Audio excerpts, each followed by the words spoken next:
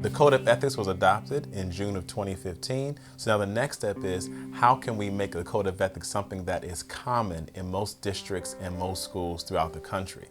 Historically, our profession has not given itself permission to have the very difficult conversations about the ethical dilemmas that teachers face every day. This void, this vacuum that currently exists within our profession is absolutely fixable. It's absolutely something that can be addressed. There needs to be transparency.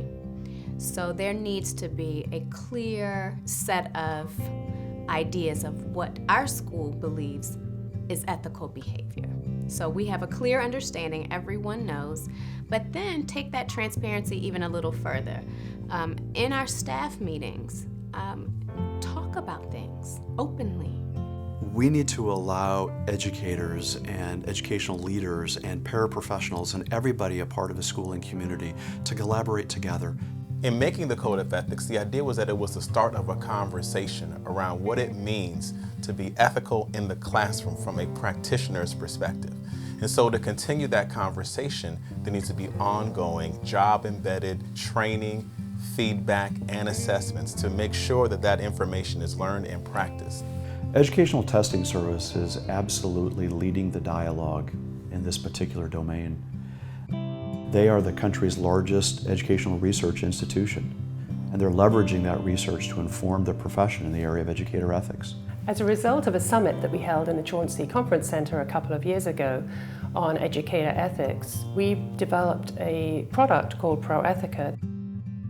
Teachers make hundreds of ethical decisions a day, and yet they're not really trained on how to properly do it. ProEthica is a tool to enable them to simulate those ethical decisions and the ethical decision-making process, so that when they're out in the real world, they're able to make good decisions on the fly.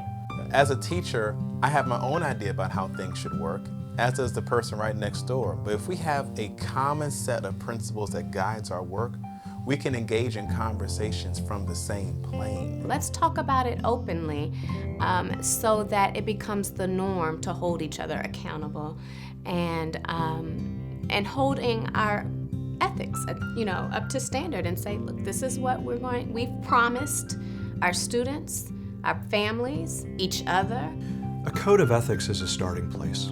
It's quite honestly a document, and it needs wings, and it needs to be a part of the fabric of the entire profession. With a code of ethics for educators, as well as professional development, we'll honestly be able to say to society, you can trust us. You can trust us with your children, you can trust us with your greatest assets, and we promise that not only will we do our jobs and do it well, but we'll actually do it within a framework that's appropriate and proper for your children.